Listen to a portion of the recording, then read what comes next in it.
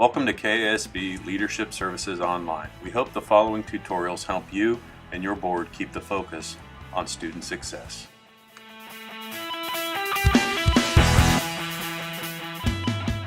In this session, we will talk about the 7 powers of the school board.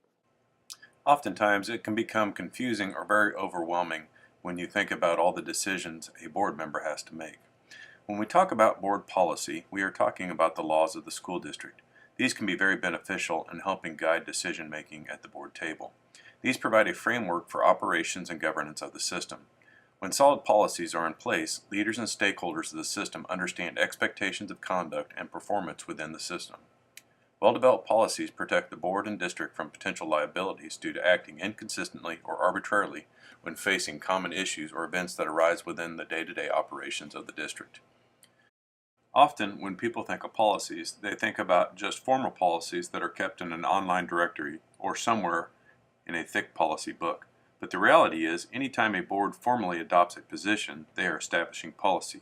So it is important to consider all the ramifications of your actions when you make that important vote.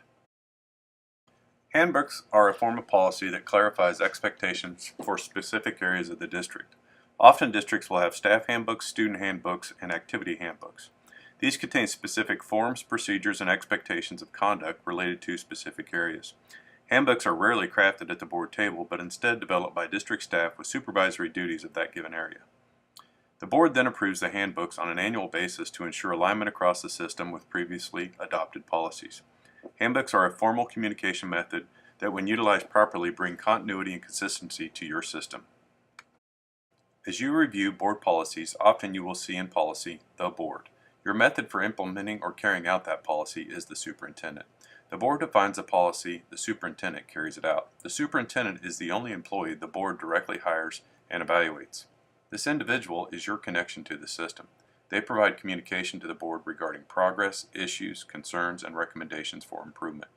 In turn, the board should utilize the superintendent to operationalize their vision, communicate the work of the board, provide recommendations for board decisions, conduct research, and in some cases conduct investigations. Establishing processes for continuous communication will ensure that both parties stay in sync related to the direction of the district. As previously stated, the only employee the board evaluates is the superintendent. When conducting the evaluation of the superintendent, the focus of the evaluation should align with the board's expectations around communication, strategic goals, leadership, fiscal management, and policy development. The process for conducting the evaluation should not be done once a year, but rather an ongoing dialogue around progress being made on the priorities that have been jointly discussed and established between the board and the superintendent.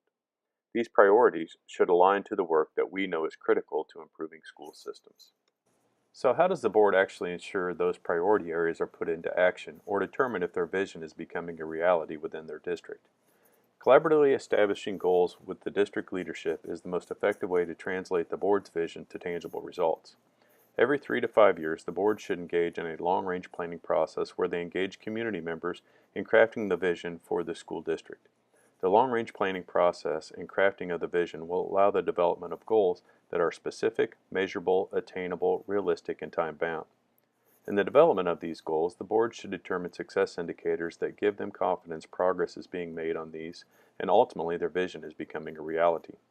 Once these goals and success indicators have been established, the board and district leadership teams should revisit the established long-range plan and related goals annually as a minimum. Negotiations is another authority or power that the board has. Negotiations signifies the working agreement between the board and licensed staff.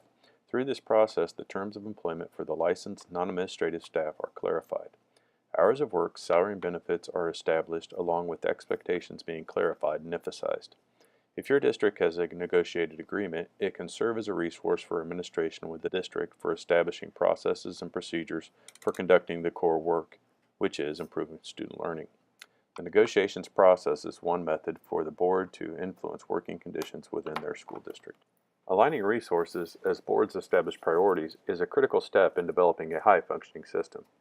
All the other board powers discussed can be aligned, but the board must put the resources in place to make the vision happen. Aligning the resources to the vision happens through communication with the superintendent and district leadership team as the budget is developed. Then, as the board makes decisions throughout the year, they must consistently align those decisions back to those predetermined priorities. We hope that this session on the 7 powers of a board has been beneficial. Thank you.